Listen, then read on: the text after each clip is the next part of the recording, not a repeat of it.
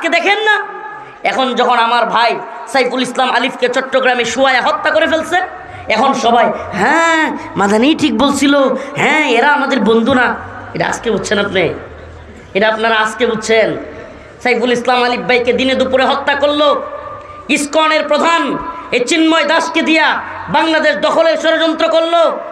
চিন্ময় দাসকে কেন গ্রেফতার করা হলো? বাংলাদেশ দখলের চক্রান্ত চলছে। এরপরেও আপনি বুঝেন না? তাইলে আগামী দুর্গা পূজায়ও কি কমিটি করবেন নাকি মন্দির পাহারা দেওয়ার, দারোয়ানগিরি? এরা আমাদেরকে কি বলবে জানেন? এই কথা বুঝতেছেন আপনারা?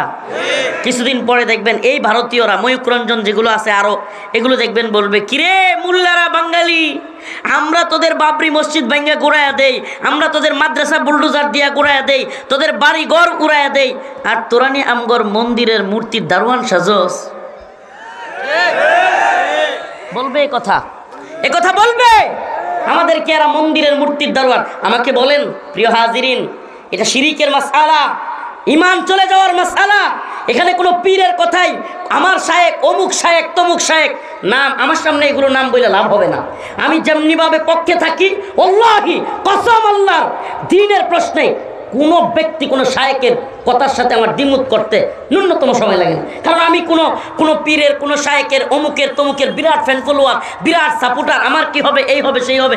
আর আমি হাসিনা ক্ষমতায় থাকতে তারই তোরাই কেয়ার করি নাই, আর অন্যরে তো আল্লাহ মাফ করুন। আমাদের কথা একবারে সুস্পষ্ট, দ্বীনি মাসআলাই ব্যক্তির সাথে আপোষ করার কোনো সুযোগ নেই। দ্বীনের কনসেপ্টে, দ্বীনি মাসআলাই, ঈমানের মাসআলাই চুপ থাকার কোনো সুযোগ নেই।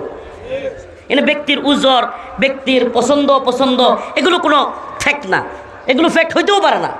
এগুলো যদি ফ্যাক্ট হয় তাইলে আল্লাহর জন্য ভালোবাসা, আল্লাহর জন্য ঘৃণা হয় নাই।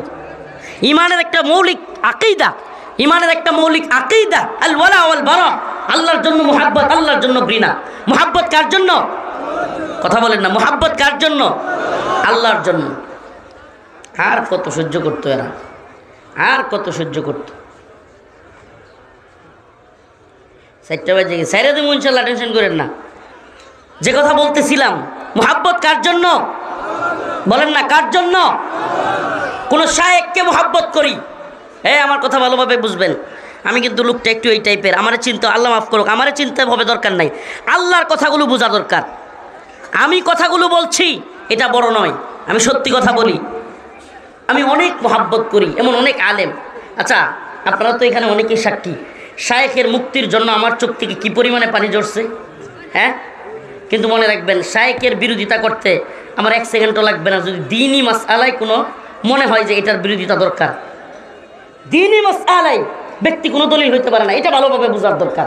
আলেমদের, এই তরুণ প্রজন্মের আলেমদের অন্তত এই বিষয়টা বোঝা দরকার।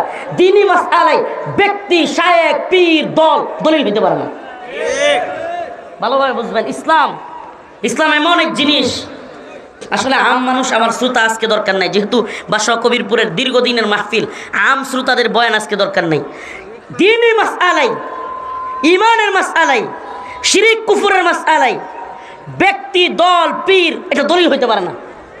আপনি বলবেন হাই অমুক শায়েখ বলছে আর মাদানি, আমি বলবো ভাই কথাটা কার, এটা না দেখে কথাটা যদি কোরআন সুন্নাহর দলিল সমৃদ্ধ হয় তাহলে আপনাকে ওই পক্ষে যেতে হবে যেই পক্ষে কোরআন সুন্নাহ।